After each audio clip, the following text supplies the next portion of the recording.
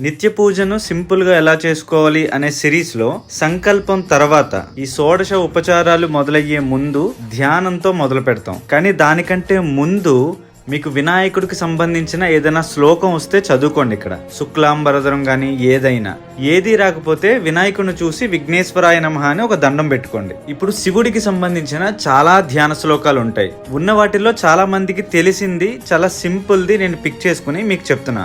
కర్పూర గౌరం అంటే కర్పూరంలా తెల్లటి వర్ణం గలవాడు ఎవరు? పరమేశ్వరుడు. కరుణావతారం అంటే ఆయన మూర్తిభవించిన కరుణ స్వరూపం, నిలువెల్లా కరుణతో ఉండే స్వరూపం ఆయన ఈశ్వరుడు. ఈశ్వర నువ్వే దిక్కు అంటే మన కోరిన కోర్కెలు తీర్చేంత కరుణా సముద్రుడు ఆయన, అందుకని కరుణావతారం.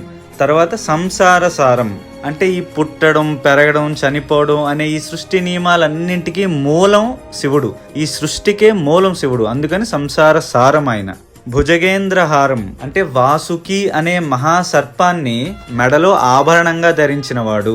సదా వసంతం ఎప్పుడూ నివసిస్తాడు. ఎక్కడ? హృదయారవిందే, హృదయ పద్మాలలో. హృదయ పద్మాలంటే ఎవరివి?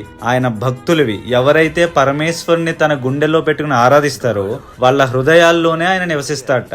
ఎలా నివసిస్తాడు? భవం భవానీ సహితం. భవం అంటే శివుడు, భవానీ అంటే అమ్మవారు. శివుడు అమ్మవారి సహితంగా నివసిస్తాడట భక్తుల హృదయాల్లో.